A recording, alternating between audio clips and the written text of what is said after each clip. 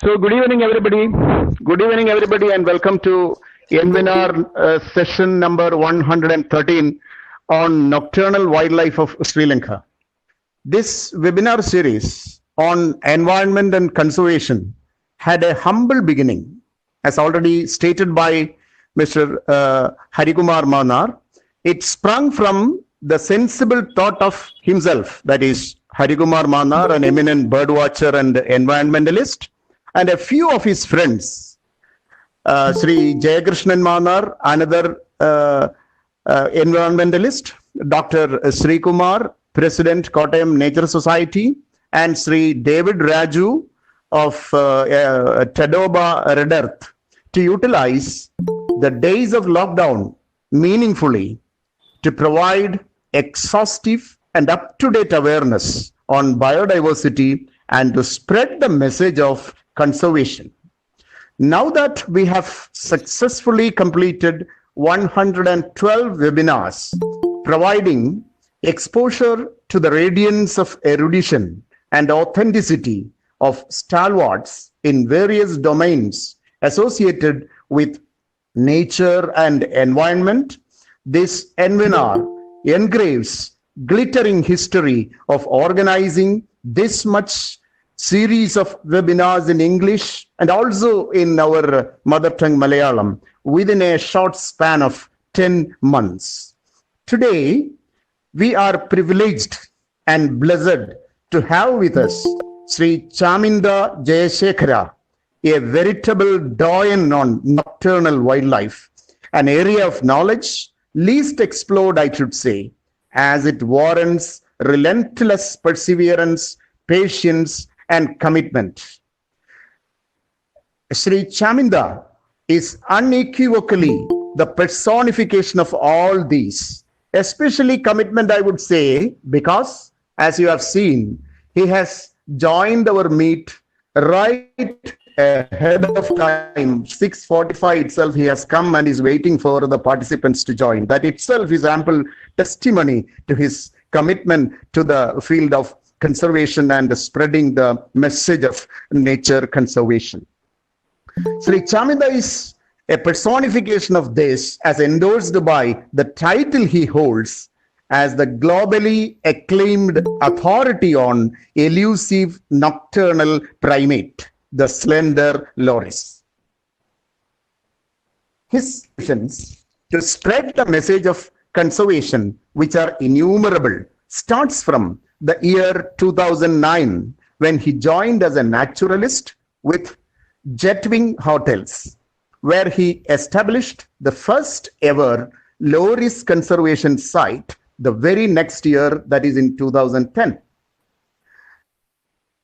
A postgraduate in environmental and regional development from Colombo University, Sri Chaminda penned and published books and articles on nocturnal wildlife, like the photographic guide on dry zone slender loris, published in 2014, Wildlife in and around Jetwing, published in 2017, and Fishing Cat, the elusive feline in wetlands, that was published in the previous year, that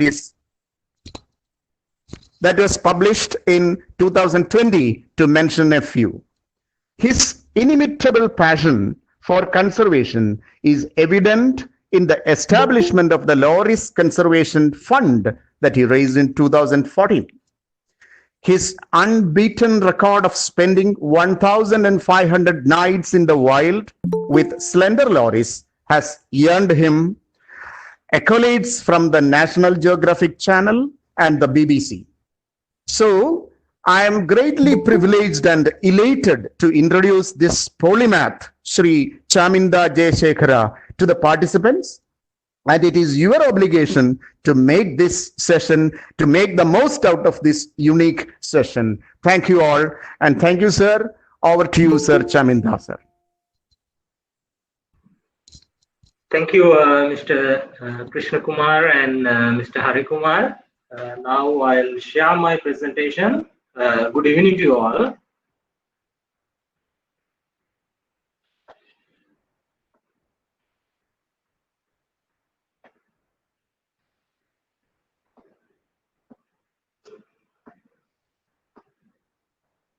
Can you all see the presentation? We can see. Right. We can Okay. see.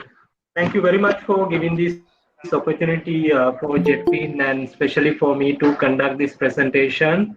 And also, I have watched some of your webinars you previously done. And today my topic is nocturnal wildlife.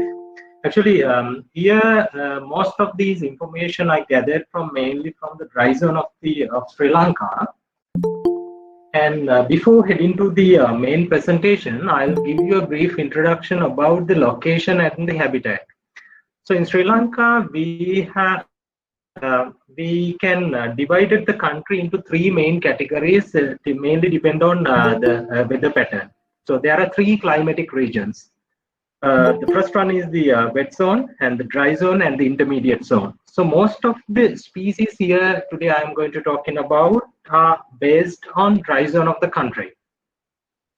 And the other thing is mostly like mostly in the research field and also especially as I am based in the tourism industry. Even in the tourism industry also mainly we are focusing on only on big animals. Mostly we are not concerned in much on lesser known species and also some smaller species. So even in Sri Lanka, especially in the tourism industry, we are focusing some of these big species like leopard, Asian elephant, sloth bear, and the whales. But today I'm taking you all to another area. Mainly I'll talk about small species, especially the lesser known species. And this is the place where I am based in. And also here you can see in the left hand side photograph with a bare land. So that is the area where we built this hotel. Actually, for me, this is not a hotel. So this is a created wetland area. So JetPin bought this land in early 90s. And also the hotel construction started in end of 2000 year 2000, and the construction period was from mainly from 2003 to 2006, and the hotel opened in 2006. So with this second photograph you can see how it looks like now. Earlier it was a bare land and we converted it into a wetland. So now actually it's like a mini nature reserve with all these below wildlife species. So when we compare the biodiversity in 2005 with the latest results, in 2005 we had 12 mammal species and now it has increased up to 27. And the birds 29 increased up to 148, including some migrant birds. And the butterflies also from 24 up to 51, and amphibians and reptiles from 3 to 44. So out of all these species, today I'll highlight some of the nocturnal species. Today my topic is the nocturnal wildlife. So I'll highlight some of the nocturnal species we recorded here. So what is nocturnal wildlife? So the nocturnal is an animal behavior characterized by being active during the night. So they are mainly active during the night and sleeping during the day. So throughout the daytime they are sleeping. But in here there are some species they do active during the daytime as well. And normally the nocturnal creatures, they generally have highly developed senses of hearing. So they have a good hearing, they have good smell, and also specially adapted eyesight. So all the nocturnal species, they have good hearing, smelling, and also the eyesight. So these are some of the nocturnal species we recorded within our area. Starting from fishing cat, jungle cat, rusty spotted cat, grey slender loris, Eurasian otter, ring-tailed civet, common palm civet, barn owl, brown wood owl, brown hawk owl, collared scups owl, nightjar, Jern's nightjar, and the brown fish owl. So out of all these species, all these 13 species, today I'll highlight three species mainly, but I'll talk about the other species as well. But as we are running 3 conservation projects, I'll highlight mainly 3 species. Here, we are running 3 conservation projects. One is the wildcat conservation project, mainly for the fishing cat, and the other one is the slender loris conservation project, and also the Eurasian otter conservation project. So I'll highlight all those 3 species mainly. So these are the 3 main species I'm going to highlight today: fishing cat, grey slender loris, and the Eurasian otter. First, I'll talk about the wildcats. So there are 40 wildcat species in the world. Out of those 40 wildcat species, there are only 4 in Sri Lanka: leopard, fishing cat, jungle cat, and the rusty spotted cat. So out of those 4 wildcat species, leopard is considered as one of the big cats, and the other 3 is considering as small cats. So out of all these 4 wildcat species, all the other 3 I have spotted within the place I am working here. So what is fishing cat? So the fishing cat is the second largest wildcat in Sri Lanka, and also that is the like when we are talking about the small cat, that is the largest cat in the small cat family, in small cat species in Sri Lanka. So the fishing cat is a small to medium sized feline found in most of the countries in South and Southeast Asia, mainly in Sri Lanka, India, Nepal, Bangladesh, Cambodia. So in Sri Lanka, this is not a common one, but most of the parts of the country we can see these fishing cats. So when we are talking about the characteristics, we can easily differentiate the fishing cat with the other wildcat species in Sri Lanka. So here you can see in this photograph, you can see the black spots and lines along the body. And when we are talking about the size is like a normal domestic dog, a stray dog. And also they have a distinctive stripe running down the back with dark spots. And compared to the body size, the tail is quite short when we compare with the body size, and the tail has dark spots and few incomplete black rings on the black tip, and there's a black tip at the end as well. And compared to the body size of the body, they have very short legs. And in these 2 photographs, you can easily clearly see the black lines all on the forehead and the back as well. Even here also you can clearly see the black lines on forehead. And compared with the size of the head, they have very small rounded ears, and also they have a cheek patch. There's a white cheek patch and 2 black lines. With these two photographs, you can easily clearly see the cheek patch. Even here also you can see the cheek patch on the right hand side photograph, and also as I mentioned earlier, they have a small rounded ear, and on the top of the ear there's a small white patch. So that is also a very distinctive feature. And when we are talking about the males and females, the males are slightly bigger than the females. And also, like when we compare the appearance, like the males are slightly they look a bit aggressive than the females, but they are not aggressive at all actually for the human beings, because sometimes even in some areas in Sri Lanka also some people think that they are harmful for the human beings. So that is one of the threats they face also, because sometimes some people kill them because they think that these fishing cats are harmful for the human beings, but they are not attacking the people. Even like some of these photographs also I took very like sometimes nearly like 5 to 6 meters distance. And in here, the left-hand side photograph is a male, and the right-hand side is a female. Even these 2 photographs also, you can see the appearance, like the face. The male looks a bit aggressive. And when we are talking about their habitats, like they, unlike the other wildcats in the world, they are mainly living close to water. Like most of, like as we all know, most of the cats, they don't like water, but the fishing cats, they mostly living close to the water. And these are the habitats mainly. The first photograph, this is the dry zone lake area. Actually, in Sri Lanka, mostly in the dry zone area, there are many man-made lakes.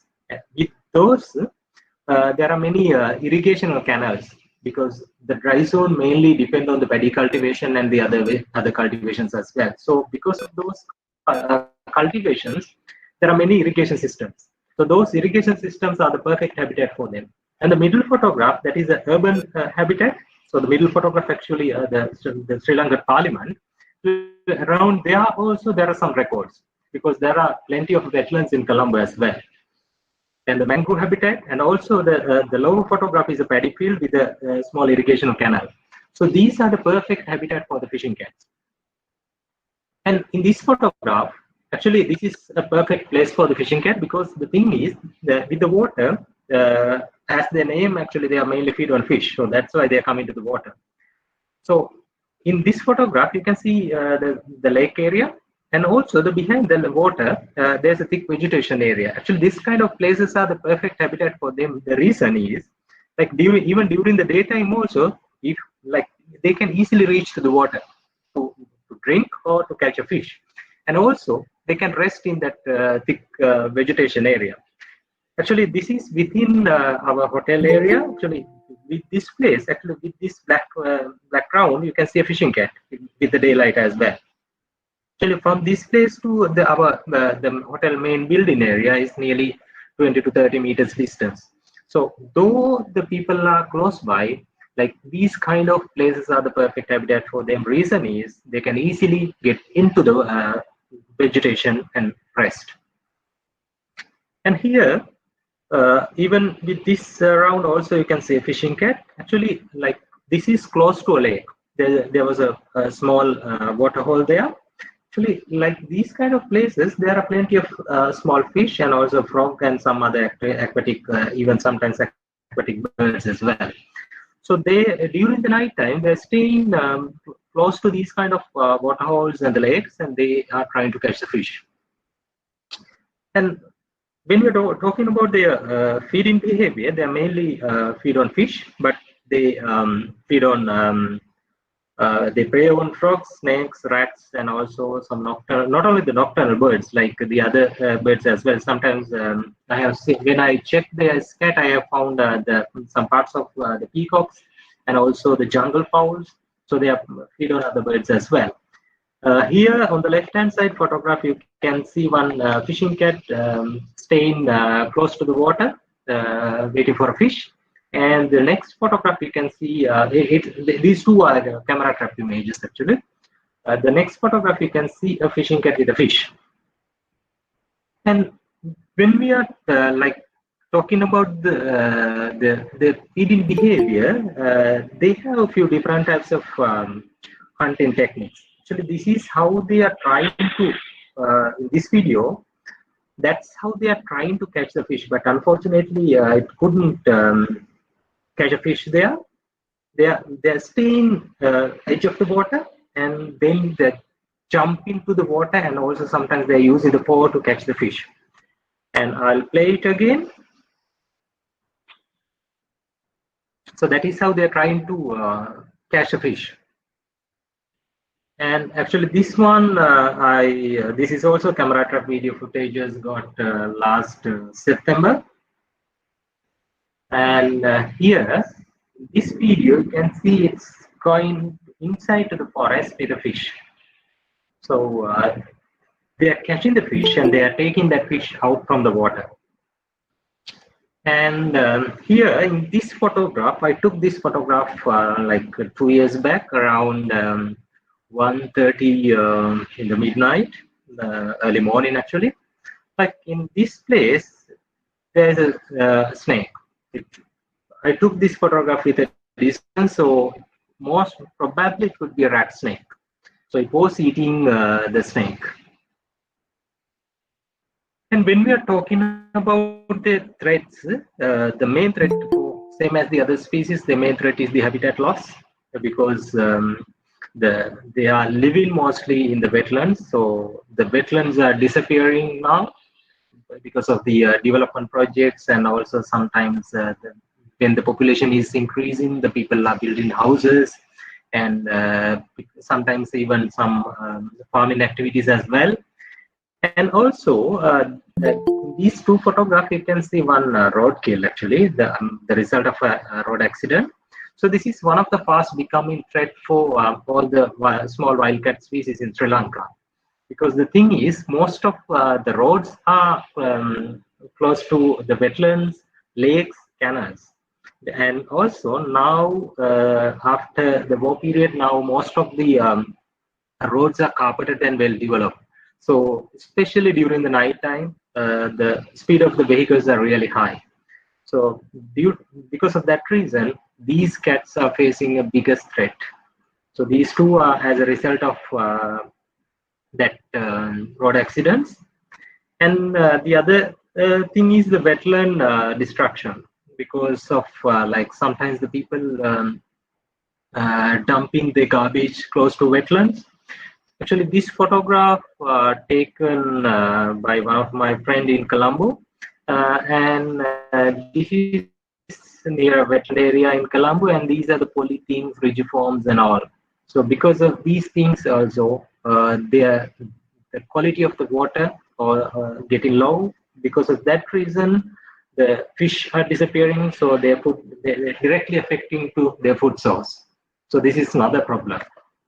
And these few other photographs, you can see when the people are washing their vehicles, cleaning their vehicles in the water areas, and also because of the chemical, the high usage of chemical and the fertilizers, and also the wetland pollution. So because of these activities, now their habitats are destroyed. So these are the biggest threats for the fishing cats.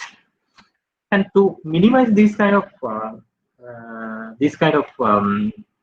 activities, we are doing many awareness programs, especially for the school kids, because we are targeting the school kids, because that is the main thing to target, because then we can give that message to their parents. And also with the help of the Sri Lanka Wildlife Department and the Sri Lanka Police, we identified some of the places where the most of the road accidents are happening. So we placed some signboards in those places, and also we are conducting awareness programs for the drivers, not only the drivers, even to the community as well, because because most of the people don't know about these species. That is also another threat, because they think, like, even sometimes they think when they see a fishing cat, they think it's like a leopard cub. So especially in the hill country of the country, sometimes people kill these fishing cats because they think it's a leopard cub. So then, because of that reason, they are killing the fishing cats. And at our place at Tenvilluena, we are conducting a tour also, because we have to educate the people. People must know about these species. So we have placed the camera traps. So because of those camera traps, actually, it is easy to find their places, and also it is easy to collect data. When we are talking about the research and the conservation purpose, the camera traps are the best equipment to gather data. And also when we are placing the camera traps, we have to consider many things. One is we have to check these spark marks. So even actually today also, a few minutes back, my colleague told me, and he has seen a fishing cat just few meters away from this office. Actually, now at the moment also there are 1 or 2 fishing cats staying within the premises. And the left-hand side photograph, you can see that is the area where we are doing the walk to see all these species. And with the camera traps, I started this camera traps project mainly in 2017. Actually, for the slender lories, I started in 2010. And for the fishing cats, mostly I started to collect all these informations from 2014. And I started the camera traps project in 2017. So with the camera traps, we started individual identification.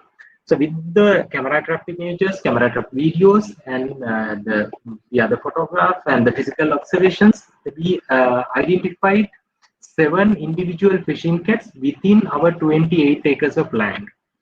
So when we are doing the identification, we have to consider a few things like spot pattern, lines, size, location, and the male, female, and also some unique features on the face, ears. So with these identifications, so this is the freshly identified female fishing cat. We named it as Tisa.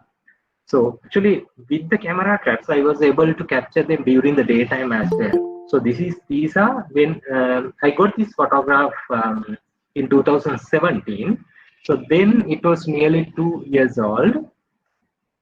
So this is a video clip. So this is Tisa, close to our lake area. This is in early morning, 5:50 in the morning.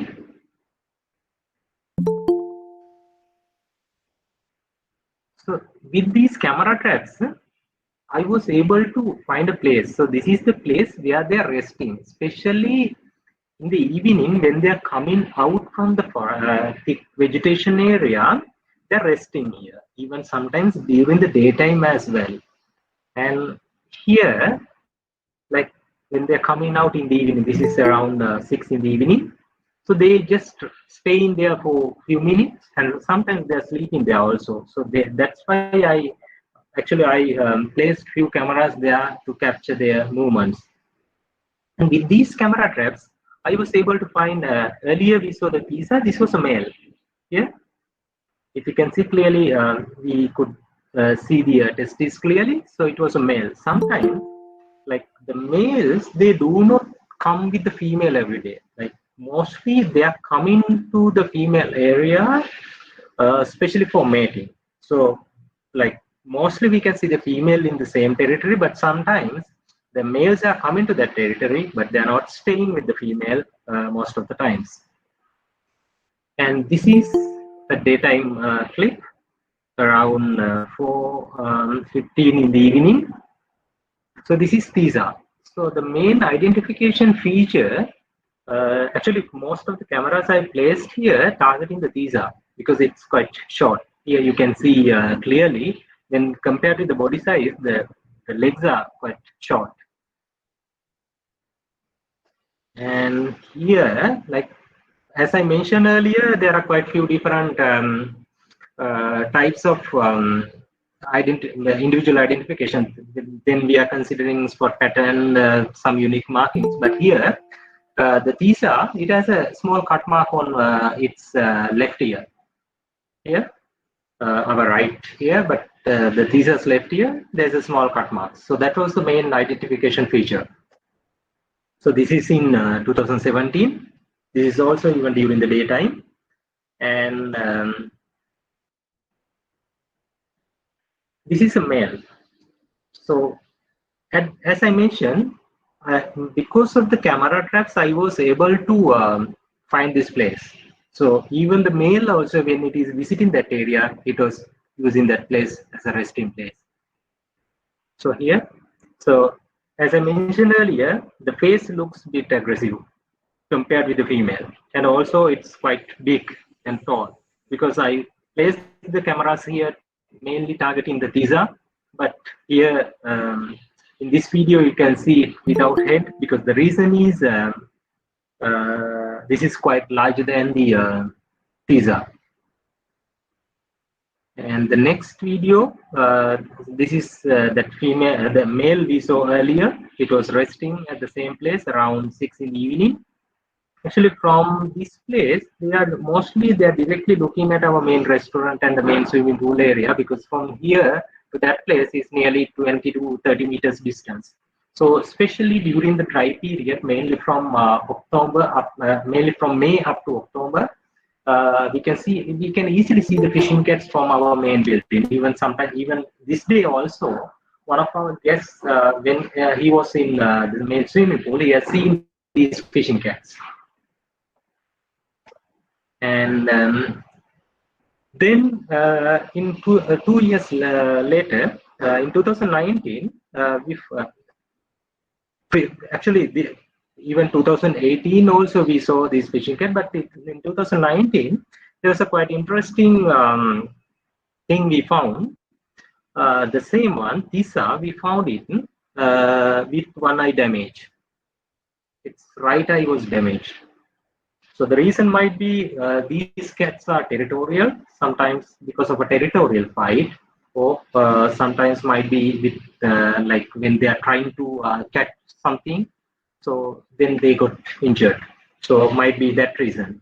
So, but anyway, now the Tisa is staying with only one eye. So even here also, this is also in 2019. Now it's with only one eye. So here in this video also you can see only one eye shining. And with the camera cats in 2019, May 2019, we found some interesting things. So this is Tisa. So when it was walking, so this is the first time we saw there. That's the Tisa's baby kitten. So this is the first time we saw a kitten here.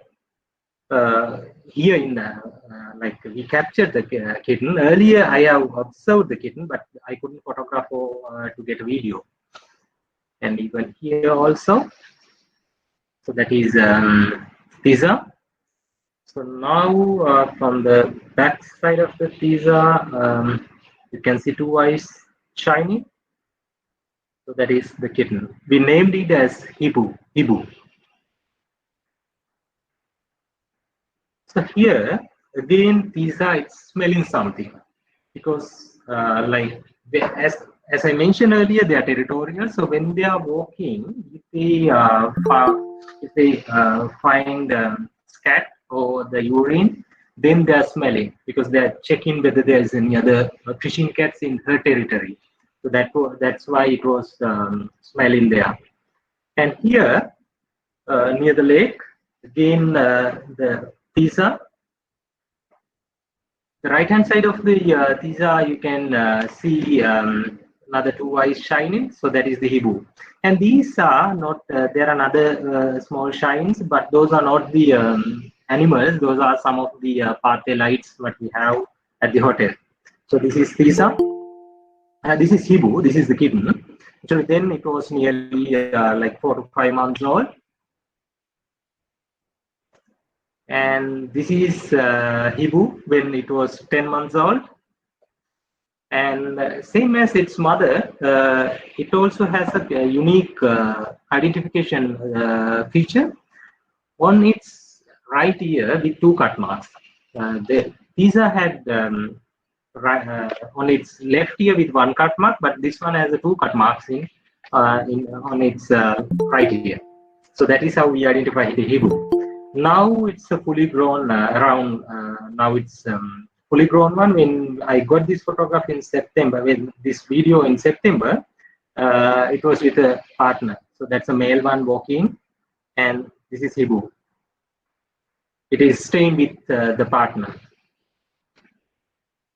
So the male one walked earlier, and the female, this is Hibu. Now even the male also there, I can see 2 eyes shining. And this is the female. This is the kitten we had, but now fully matured.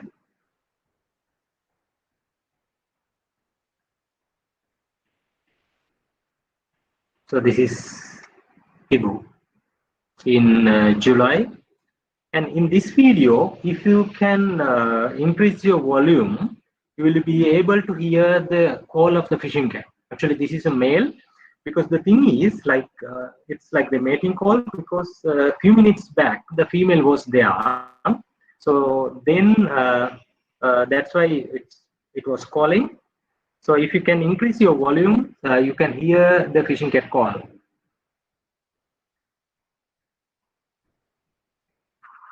So that is the fishing cat call. So this was a male, and the next I'll play this one again. Then you can hear it properly, because most of the times we cannot hear this call, because even if we hear this call, sometimes we might think it might be aquatic bird. Again, you can hear the call. So that is the fishing cat call. So this is a male, and the next video, this is a female. This is Hibu. You can hear the call.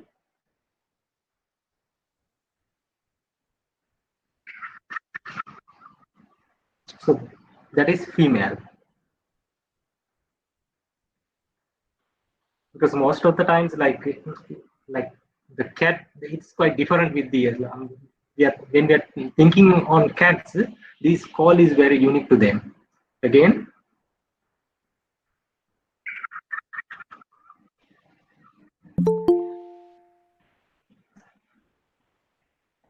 and this is mating.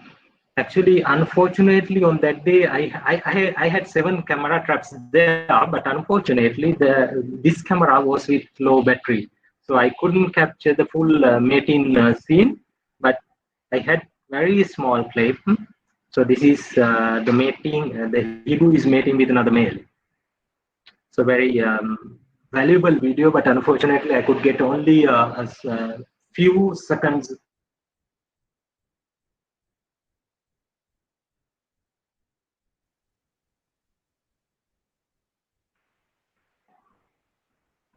Most of us have seen the leopard mating, but very rarely the fishing cat mating.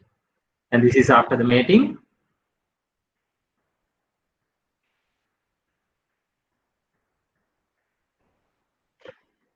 And this is a fully grown fishing cat, this photograph. Another one taken a few weeks back within the hotel premises. And this is also in a perfect habitat, like close to a paddy field area.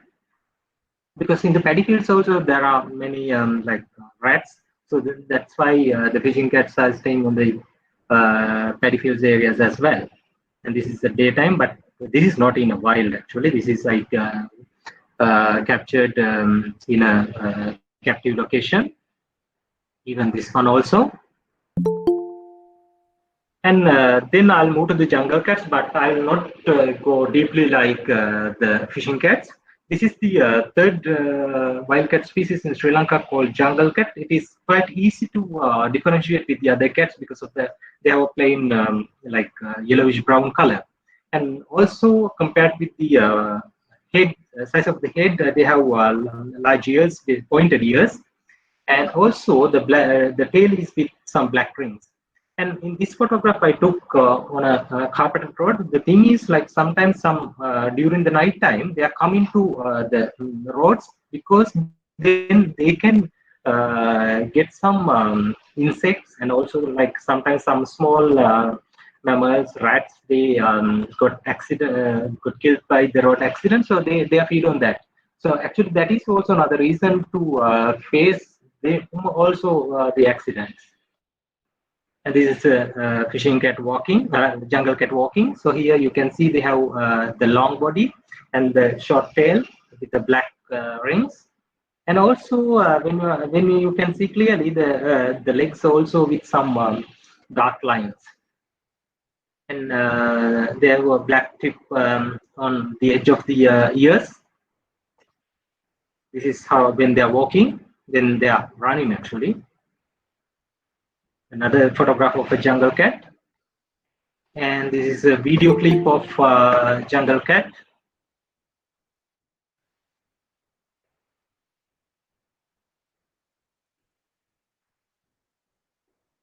The same place, like when we are placing the camera traps, like most of the nights, like even the jungle cats, fishing cats, rusty spotted cats, and the other nocturnal animals are passing those camera traps on the same night. And this is the other cat in Sri Lanka, the smallest wildcat species in the world, called rusty spotted cat, and the rarest wildcat species in Sri Lanka. So I think even in India you can see these rusty spotted cats, and some parts of Nepal as well. But it's really rare, and also that this is the smallest wildcat species in the world. And here also rarest one within our area as well. So I was able to capture only very few photographs, so that's why I put only only 2-3 photographs here. So this is the smallest wildcat species in Sri Lanka. And then I'll move to the slender lorries. So this is the main thing and the main topic what I am studying here. So we are, as I mentioned earlier, we are running 3 conservation projects. So this is one of the main and one of the big conservation project what we are doing here. The firstly, I observed the lorries. I found the lorries in the hotel premises in 20th October 2010. Within the hotel premises, actually during that period, we had a plan to build another 6 rooms in that area where we found the lorries. But after we found the lorries, I discussed with the top management, and they decided to cancel that construction project. And now we are protecting that nearly 3.5 to 4 acres area as a conservation site. So that might be the only conservation site specially dedicated for this lory species in Sri Lanka. And we opened a Loris Information Center within the premises in 2012, and also we published a book even in English and our Sinhala language as well, because the Sinhala one we are mainly giving for school libraries. And 2018 I published the second edition as well, and also in 2014 started Conservation Fund. Actually, here we are organizing a tour to see these species. So especially like as we are in the tourism industry, like from a foreign tourist, we charge $35 to see these species, and out of the 35, 1/3 goes to a conservation fund. So we are like with that money, we are mainly doing the conservation activities. So up to date, I have spent over 1,500 nights to see these animals. Like most of the nights, even like I'm going to observe them, and then I am taking, if I see any special thing, I'm taking the photographs. Even these 3 photographs also are very unique. I'll talk it later. And when we're talking about the slender lories are found only in India and Sri Lanka. In Sri Lanka, we have mainly 2 species, red slender lories and the grey slender lories. And here I'm going to talk about the northern grey slender lories. So that is Loris Lydecrianus nordicus. And when we are talking about the characteristics, they are quite small, and they are fully active during the night time, and throughout the daytime they're sleeping. So their weight is less than 300 grams. Their size is nearly 8 inches, and they do not have a tail. So they do not have a tail. So because of that reason, they cannot jump from one branch to another branch. So normally they are moving very slowly, but there are times that they are moving really fast. Sometimes they are moving very quickly. And they have very slender, long limbs and arms. And even in this photograph also you can see the hands and legs. And in these 3 photographs, on the left hand side, this is the leg. So, and the middle one is the hand. So here you can see the hand looks like our hand, even the nails also.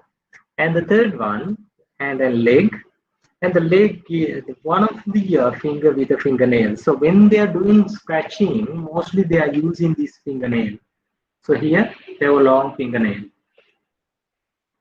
And when compared with the size of the body, and also I mentioned, they are nearly 8 inches of size. So, but their head is quite large compared to the body size. And also they have large ears, large eyes, large rounded eyes. Actually, like when we are spotting them, we are mainly using red lights, because with the red light, it is easy to spot them, because the thing is the eyes reflecting back with bright red color. Because they have a special layer, not only the loris, all the nocturnal species have a special layer in the eye called tapetum. So that tapetum layer reflects for the red light. So that is how we spot them. And when we are talking about the males and females, the female is slightly bigger than the male, but like when we see them, we cannot differentiate it properly. And also in this photograph, on the left hand side, you can see a male. If you can see clearly, you can see clearly. And the right hand side photograph is a female. And this is a female. If you can see clearly, here under the belly there are 2 babies, twin babies. So when I was taking these photographs, the babies were around like 4 days old. Actually, when we are talking about their behavior, they are territorial. So when they are moving one area to another area, like every 2 to 3 meters, they mark their urine on the branches. So this is how they mark their territory. So this is their urine scent marking. And also, there's another interesting behavior called urine wash. They rub urine all over their hands, feet, and face. So this is here you can see they how they are touching the urine, and this is also to demarcate the territories. Sometimes, like they're territorial. Sometimes they all have their territories. Even male and female, both they all have their territories. So sometimes, like when they are overlapping their territories, they are fighting each other. So this is a result of the territorial fight injured lorries. So here you can see the injury. And when we are talking about the sleeping behavior, throughout the daytime they're sleeping. Like when they're sleeping, mostly I have seen during last 10 years period, I have seen them sleeping mostly solitarily. So the left hand side photograph, you can see it sleeping solitarily. And the right hand side sleeping as a couple. Like sometimes we can see them sleeping as a couple, and sometimes we can see them sleeping quite distance here, like from nearly 1 to 3 meters distance. But like if you see like that in the morning, after few hours, again they are coming together and sleeping. Even here, like this is a couple, male and female, and here you can see many hands and legs. It's sleeping as a family. Here the female with twin babies, two babies, so altogether three. And here male, female, and twin babies, so altogether four. So this is the maximum I have seen here, twin babies and the male and female. And when we are talking about their feeding behavior, they are omnivorous. They eat. They can eat whatever they can catch. Like here, you can see one eating a damselfly, and here one eating a moth on the right hand side photograph. And here, these two photographs are like very rare photographs. Actually, I have only I have seen few times, but I was not able to capture them. On the left-hand side photograph, it's eating a green forest lizard. So here you can see the green forest lizard. So when it was catching this lizard, it had like twin babies under the belly. Then the babies were around 1 week old. Even with the babies also, they are catching that kind of prey. And here, the right-hand side photograph, you can see sunbird. So here, the head already gone. And with these two photographs, the left-hand side photograph eating a praying mantis, and the right-hand side eating a caterpillar. So here, the caterpillar is in one of its hands. And the favorite food is, we call it jam fruit. Small the fruit type in Sri Lanka. Actually, throughout the year we can see the fruits there. So they mostly like to eat these fruits. So like every night, some of the jam trees we can see the flourishes. And here eating flowers, but sometimes they eat some type of flowers as well. But sometimes there are some insects on those flowers. And here's another interesting photograph and rare photograph eating a centipede. So here you can clearly see the centipede. Though it's not a clear photograph, you can see the centipede here. And when you're talking about the community behavior and the social play, actually this is an interesting and rare observation. This behavior is seen while moving among the foliage, where they cuddle each other happily. And this manner is also followed during the breeding season and spend about 15 to 30 minutes in a relaxed and merry mood. So mostly I have observed this behavior in the evening when they are starting their day, and also in early morning before they are going for sleep. So with this video, you can see that behavior. Here they are not mating, but they are playing each other.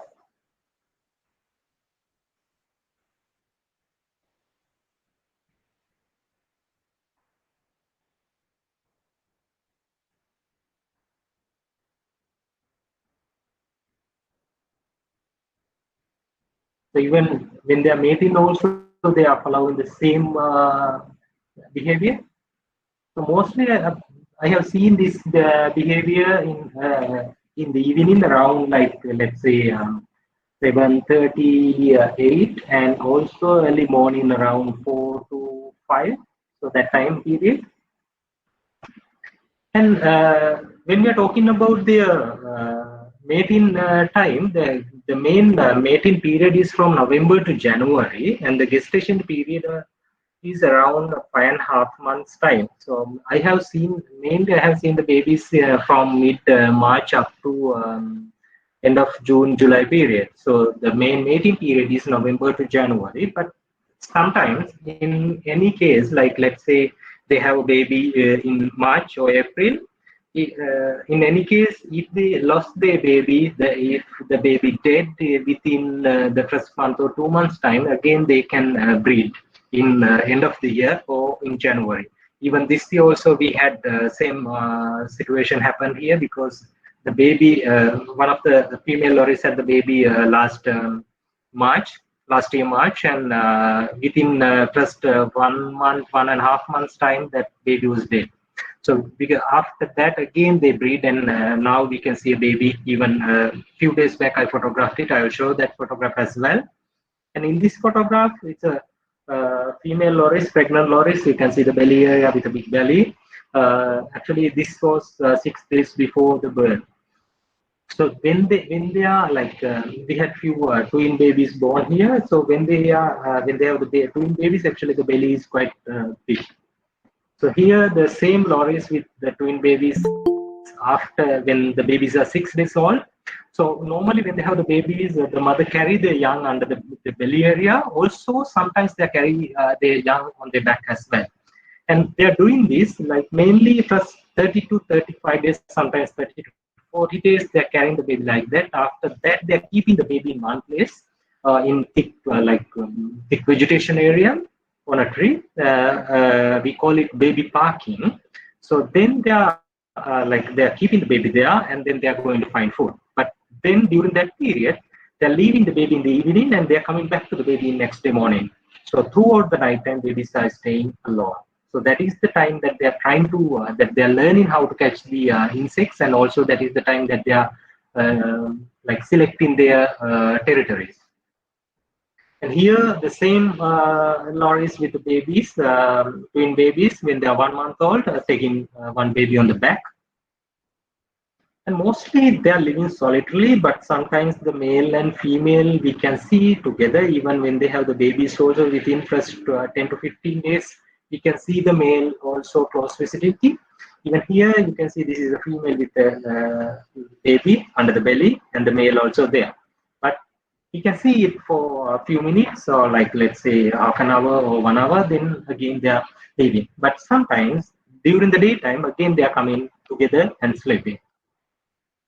So this is like, we started our project in 2010, and like during last decade period. So I have seen 22 babies within the hotel grounds. Actually, this is in 2012. We had one baby, another female had one baby, and 2013 we had twin babies here with the twins, and 2014 again we had twin babies, and 2014 another one baby, single one, and 2014 again we had another single one, and this is 15, another single one. Again 15, another single one. 17 again we had twins. 18 we had another single. Here also the single one. In again in 2018, 2019 we had twins. Actually 2019 we had 2 sets of twins. So this is the other sets of twins. In 2020 we had one. This is the one I told you. It was born last March, and end of April it was dead. So because of that reason, they breed the same one breed again, and this is the one. This is the latest baby we had. Actually, I got this photograph 2 days back. Now it's nearly 15 days old, and this is also twins last year, but this one captured in this January. And when we are talking about their threats, they may, same as the other animals, the main threat is the habitat loss. And now these electric wires also becoming one of the major threat for them in Sri Lanka. Sometimes I haven't seen any photograph or anything in India, but this might happen in India as well, because some areas, these kind of electric wires are close to the forest areas. So then I have seen many electrocuted lorries in like mostly in the dry zone area. So this is also electrocuted one. And also this is another one, another thing. One of my friends taken this photograph few months back. There's a main road going through sanctuary. So sometimes these lorries, they are walking on the ground when they are like when they are crossing one area to the other area, where rarely they are walking. So this is the result of the road accident. And when we're talking about the natural predators are the eagles and owls, mostly the owls in the night time, and also during the daytime, eagles are, if they have a chance, the eagles can catch them. These two photographs taken by the Mr. Namal Kamal Gode at the one of the famous national park in Sri Lanka called Vilpattu National Park.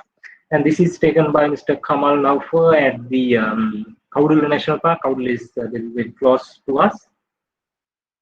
And this is another interesting thing because this is the first time I have seen the snakes feeding on lorries. Actually, this is taken by one of the Navy soldier working close to Vilpattu National Park. He has, when he was on duty, he has seen this and he has taken the photographs and he has uploaded it to the Facebook. So then I asked him to use these photographs because this is very unique thing because I have never seen these snakes feed on lorries. So this is a cobra feeding on a lorries. And here I have worked with National Geographic Channel because when they are filming in Sri Lanka they did a series called Wild Sri Lanka Nat Geo. So then they filmed the lorries also here. And also in 2019, even the BBC also stayed here to film them. And they have released their documentary as well because they did a documentary called Primates. So one of the series they filmed lorries with us. And even with the lorries also, we are doing many awareness programs for the university students, school kids, villagers, and also we are donating the books and we are doing some publications. And also in this middle photograph, you can see we open a community library, community wildlife education center. So we are doing maximum to protect these species. And this is another lorries video clip. You can see babies on the belly.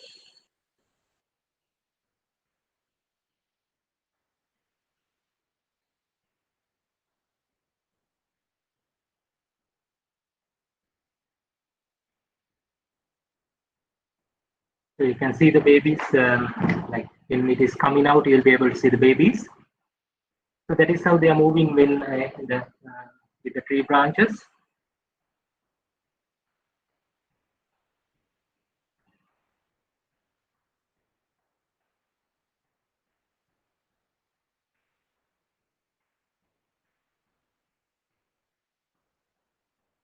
Got something, small insect.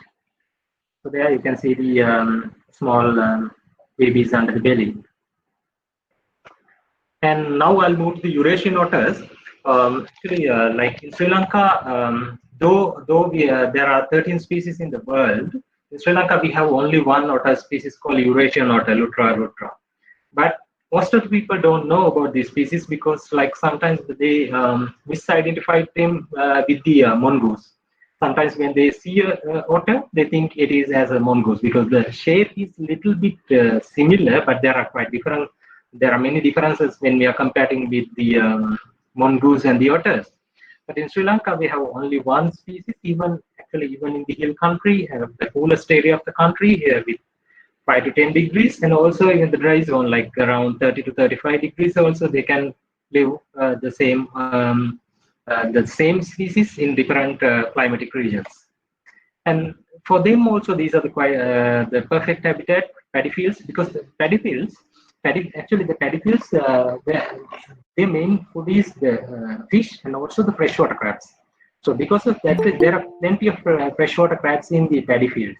So then they are mostly spending their time in the paddy fields and like this kind of small irrigation canals, and also the ponds, and like these small marshy areas. So this is the perfect habitat for the Eurasian otters. And though they are nocturnal, they are quite active during the daytime as well. So most of the times I have seen them during the daytime also. Here, this one is the nighttime one. Mostly I have seen that they are not staying in deep water area. They are mostly in the small canal areas and also edge of the water areas. And as I mentioned earlier, the main food is the freshwater crabs and the fish. Like here, you can see they're eating small fish, and also when we are checking their scat, there are plenty of small pieces of freshwater crabs. And in the wild, when they are catching the fish, they are mainly feed on live fish. They do not feed on dead fish. I have seen several times when they found a dead fish, they are not feeding on it. Even here in this photograph, there is a big fish. It was dead. It got it, but it left it there. They are not feed on dead fish. And when they have the babies, like mostly like they can have 1 to 3 cubs. Like here, this is the female, and 2 cubs you can see here. So in these, when they have the babies, around like first up to 14 to 15 months, these cubs are staying with the mother. Like because like during that period, within that first 3 to 4, 5 months period, they're learning how to swim, how to catch a fish. So this is also this photograph taken while the female fishing cat was teaching the cubs. For them also, the threats. This is another fast becoming threat: the road accidents. And with this video, you can see this is one of the feeding technique. Like they are trying to search when they found this kind of small rock pieces. There are some freshwater crabs and sometimes a small fish as well. So that is how they are taking the fish from that kind of places. And even here also.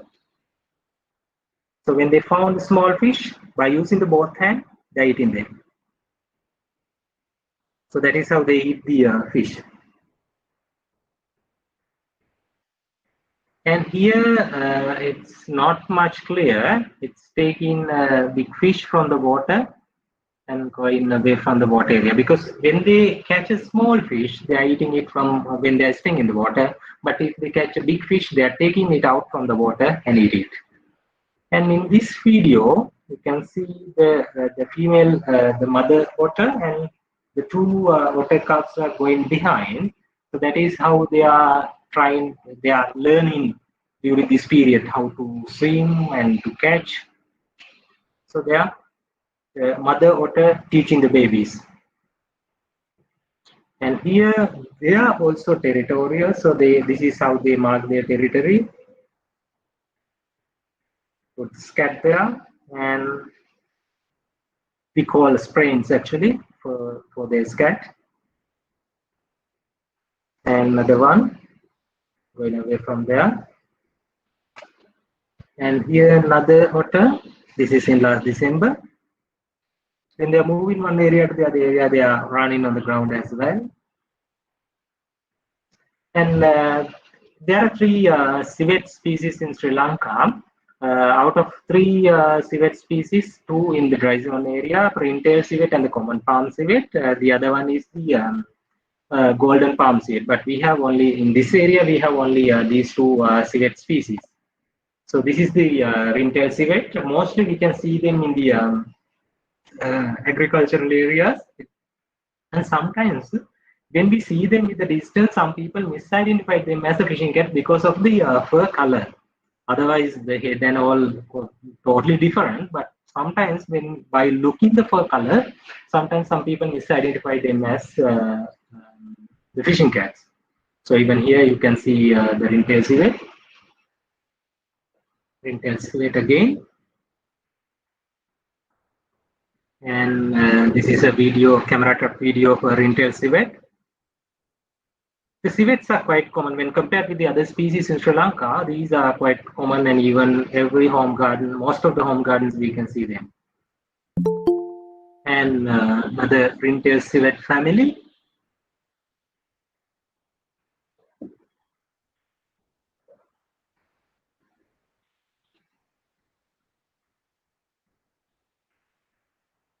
And this is common palm civet with it's taking one of the baby here. And another video clip of common palm civet. Mostly common palm civets we can see on trees, especially the fruit trees. Especially there are some trees called clusterfic. So when the clusterfic trees are with fruits, most of the days we can see these civets on those trees. And now I'll quickly show you some photographs of the nocturnal birds we have seen in this area. So this is a common owl species called brown fish owl. And this is a video of brown fish owl. Actually, mainly I have placed the camera traps here to capture the fishing cats. But one of the day I got this clip, then if you can see clearly, it's eating a snake there. Now you can see it's eating a snake. And this is the rarest owl species in Sri Lanka called forest eagle owl or spot-bellied eagle owl. And this is, some people call them devil bird. And this is one of the rarest and also this is the largest owl species in Sri Lanka. And this is barn owl, another interesting owl species we can see in this area. And this is the small, one of the smallest owl species in this area called Collard's Cups owl. And this is called brown hawk owl. And this is brown wood owl. And this is the nightjar. Actually, here the female nightjar is with the chick. So here you can see the baby. So this is called Jordan's nightjar. And the next one, another interesting video clip, porcupines. So when we place the camera traps for the cats and the otters, like sometimes, some days we can see this kind of interesting videos of the other species as well. And this is another deer species called mouse deer, feeding on in front of one of our camera traps. And also here we have two smaller lakes. Like these days we have one crocodile, Mugger crocodile, but sometimes, especially during the dry period, sometimes another 2-3 crocodiles are coming, but they are not staying there throughout the year. They are staying here for a few months, going out, because the village lake is 1 kilometer away from our lake. So sometimes when they are crossing, like they are using a small pathway. So this is one of the crocodile video footages when they are crossing our lake and the village lake. When they are doing this, they are doing it mainly during the night time.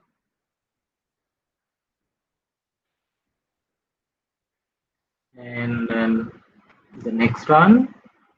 So this is the biggest crocodile we have, around like 10 feet. So when we are placing the camera traps, these kind of interesting clips also we can see, especially when they are like, mainly we are targeting them in the we are targeting the fishing cats and otters, but not only those species, we can see some other species as well. And also mostly like when we are placing those camera traps, like we can see some interesting and very rare behaviors as well. Like as I showed you earlier, the mating one, because like not like the leopards, we cannot see that kind of behaviors in with our naked eye, but we can see very rare behaviors with the camera traps. So the camera, when we are especially the conservation and the research purpose, the camera traps are the best thing what we can use. So this is the end of my presentation. So I think you might learn something from this presentation, and also like if you have a chance, if you are visiting Sri Lanka, please visit us to experience these species. And also thank you very much for giving this opportunity for us to share this information. And also even in future also, like if you have the same kind of species, we can share our information like with your societies and with us. So then there might be some different behaviors or some different activities, so we can share this information each other. So thank you very much for giving this opportunity, especially Mr. Hari Kumar. Thank you very much for giving this opportunity for us to conduct this presentation. So if you have any questions, I'm ready to answer them. Thank you.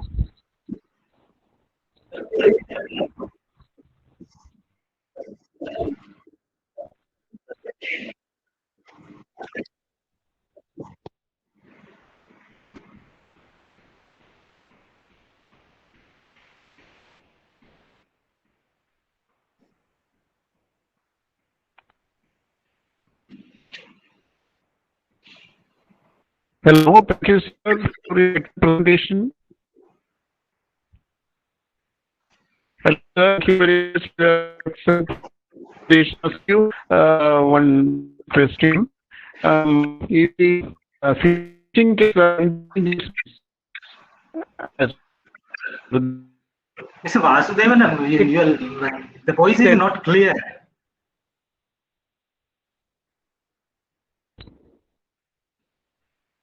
now?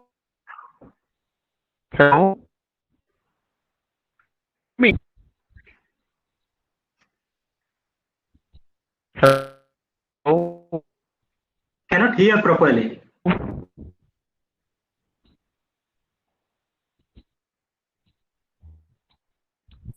Hello?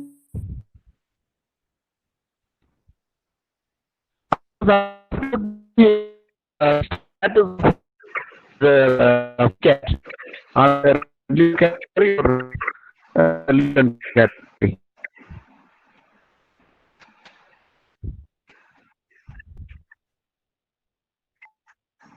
Oh, that's the problem.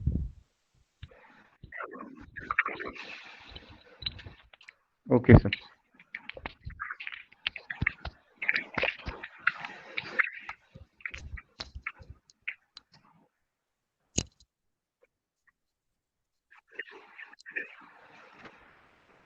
Hari, is it clear now? Yeah, now Clear? it's not clear. Okay, okay. Yes. Sir, I was really excited with your great presentation. Now, my question was whether this fishing cat come under the red list category. Is it having any threat of conservation at present? IUCN Yeah. list? Actually, like globally, they are vulnerable species, but nationally in Sri Lanka, we consider them as endangered. Okay. Because the thing is mostly, especially in Sri Lanka, the main, as I mentioned, the main threat is the habitat loss, because because of most of the development projects, wetlands are now disappearing. That is one of the main thing, and the other thing is the roadkills. Even within last 3 to 4 weeks time, around 5-6 fishing cats was dead due to the road accidents. Road kills. Okay. Yeah. Okay, sir. Thank you.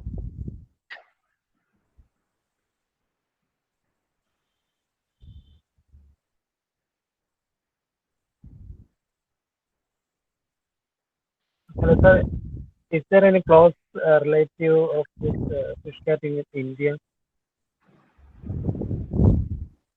Sorry? Is there any close related species of fish cat in India? In India, do you have any? I didn't hear you properly, sir.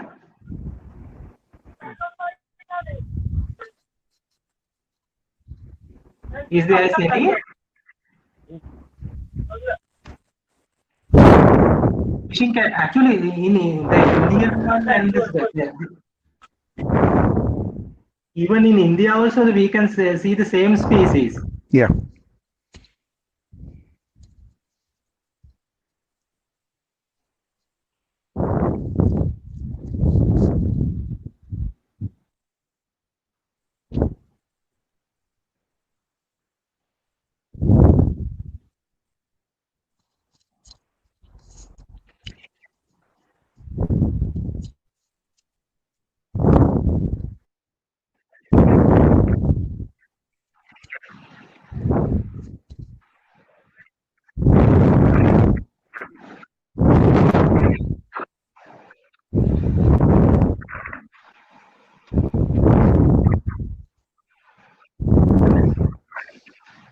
Hello, can you hear me? Okay, okay. So it's a double dhamaka for me. I have got the opportunity to express the vote of thanks on behalf of the organizers. Sir, you are summarizing, I should say. All your commitment, all your activities were incorporated in a minuscule in your 1 hour long presentation, which gave an in-depth knowledge to the students as well as enthusiasts to learn about the wildlife of the Sri Lankan subcontinent. So it was a wonderful presentation that you made, sir. In all respects, the way you presented, very slowly you explained things as and when the slides were moving. It was not in a hurry, and so everything was very crystal clear, even for novices like me. I learned something about the habit of the your favorite area, that is fishing cat. Even the small everything that come out in the night, because and you have made even a suggestion that camera traps are the best method, which never disturbs the animal, makes no threat for their pets or their lifestyle. Shown through the camera traps. So anyway, it was a very wonderful thing, and we thank on behalf of the organizers. Thank you, sir, for taking this much pains to come over here and spend 1 full hour for our help, sir. Thank you very much.